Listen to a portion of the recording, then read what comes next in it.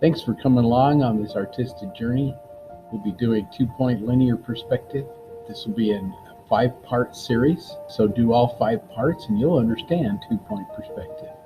Welcome to J Lowe Artist. This is the 5th segment of our 2-point linear perspective tutorials that we'll be working on. And today for this, I'd like to show you how to do cylinders. Now, cylinders, like anything else, have to start out simple shapes. And even though cylinders are circles, we're going to start out with a block. And I just kind of want to show you how to create a cylinder. And so I'm going to just assume that there's an eye level line here, that there's a vanishing point on this side, and there's a vanishing point on this side. I want to go to that very edge right there. Those are our vanishing points. I'll label them VP here and VP there. That's our vanishing points. And somewhere within the middle, let's do a little cylinder. Let's just say I want my cylinder to be about right in here. So that's the length of my cylinder. And then we have to decide, well, where do we want that cylinder to go? So let's say we want it to be this wide.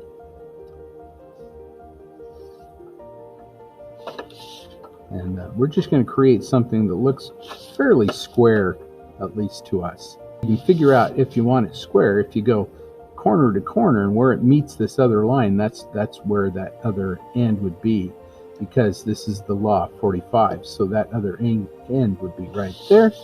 You go straight up from there, and that then is square. And you end it wherever you want to end it. We're going to end it right there, end it right there. And we've got to figure out where our back edges are, at least for this bottom part. And so I'm going to come from this back edge to our vanishing point over there, this back edge to our vanishing point over there. And the other edge is going to be about right in there. If we did it right, and remember I'm drawing very lightly, if we did it right, we should be able to come from here to this vanishing point here, and it should meet down there with that one. That's where we want that cylinder to be. Now, a cylinder is not square. If you wanted a column and it's square, then this is the way you do it. However, if you want it round, this is how you do it. Now, let's figure out how to do this ellipse. Now, everybody knows that an ellipse is a circle in perspective. And so when you take that circle and you tip it, then it becomes elliptical. And here at the bottom, it's going to be about something like this. And as it goes up towards the middle, it gets narrower, and then it gets up to the top, and you'll see through it. Okay, but that's all going to be our cylinder there. So what we have to do is figure out where that ellipse is going to go. So the first thing I'm going to do here is I can do my little X through that square. This is my X. There's my center. So if I go from the center to the vanishing point over here, make a little line, and the center to the vanishing point over there, make a little line, then I have my section. And if you think about this like pie, you know, there's a little pie in there, and you're cutting out sections, or a little piece of pizza or something. You cut out sections. And so what I'm going to do is I can see where this one and this one kind of go, where they go together, but it's got to round out. There's got to be a roundness to it. So if you think about this, it's going to be round here, and this section is going to have a little bit of roundness to it too. So you can kind of round it out there. This is going to be kind of round like this, and this one's going to be kind of round like this, because you want them to meet at the edge of those flat sides.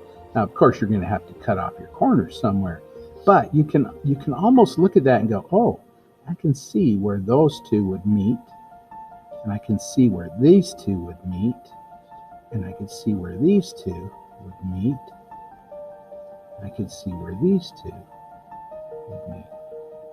So you kind of create your ellipse. You just you can keep going around it until it meets, until it matches, until it looks about right. Until you get that elliptical look. However you want to do it. Now that's the artist's way to do it. I'm sure that there's a mathematical equation that you can figure this all out, but gosh, you know, when I draw, I don't have time to figure that all out. Math just, that's the very left brain function for me, and so that's my ellipse, and that's how it's going to be. I'm just going to go from that side straight up, this side straight up,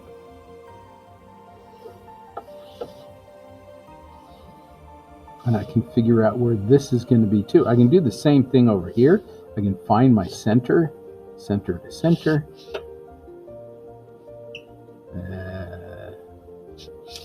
Side to side, like this. There's my center. Go from there to my vanishing point. Here to my vanishing point. Those should all meet up the same thing. I should have a little circle there, a little angle here. So I'm going to meet up with that one, meet up with this one. Cut off that one just a little bit, meet up with that one. This has got a curve, we're going to meet up with that one. And then I just continue that arch through there, and there's my cylinder. And I can go back now over that and figure out, whoops, I hate it when the ruler moves. So if you're doing a column or anything like that, recently I had the opportunity to do some steam trains. And they're boilers, you know, think about that. They were elliptical like this. Now I can do the same thing. Let's say I want to do a train, and I want to create that same cylinder, the same elliptical thing, and I pretty much know how wide I want to make it. So I'd say, well, okay, here's my train. And I can figure out, you know, where everything is going to go.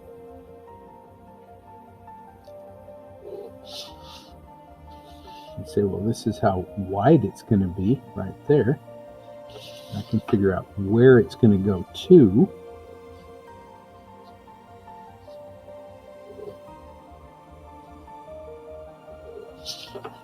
And how long it's going to be, you can kind of guess. This is how wide I want my train to be.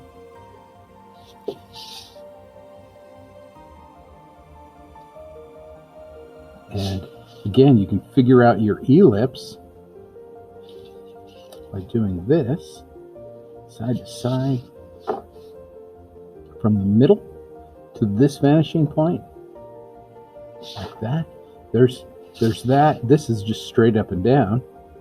So if it were on an angle like this one here, we might go to the other vanishing point. But then you say, okay, there's a curve here, and there's a curve here, and there's a curve here, and there's a curve there. And then you can say, well, gosh, all I have to do is connect those little curves, and there's my ellipse. You can do this for tires, wheels, you know, and let's say I had another train, it was over here, and it looked just like this one. I could do the same thing over there and just say, well, in perspective, I know it's going to be smaller, and so I could figure that out by putting it over here and say, well, here's a train that's going to be over here. I could figure that out, putting this over there.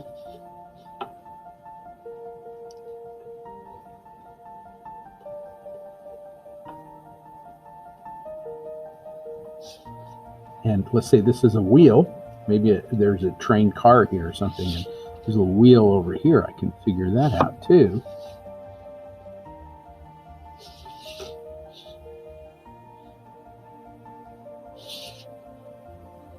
Oops. Go through there. Say that this wheel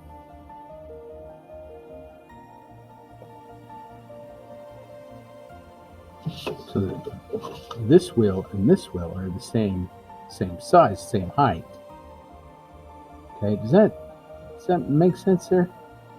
And then you can just kind of go back and say, well, okay, if that's the height of the drum for the vanishing point, I'm just going to go until I hit that circle right there, and then this, I see this curve here, I've just got to emulate that curve back in there.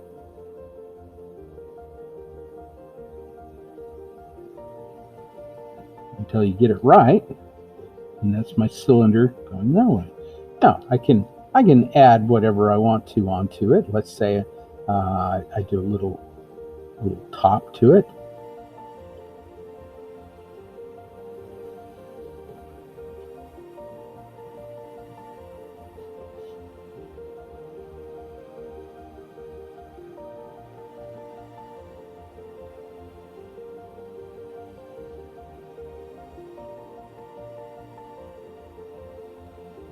Now I can add things onto it however I want to.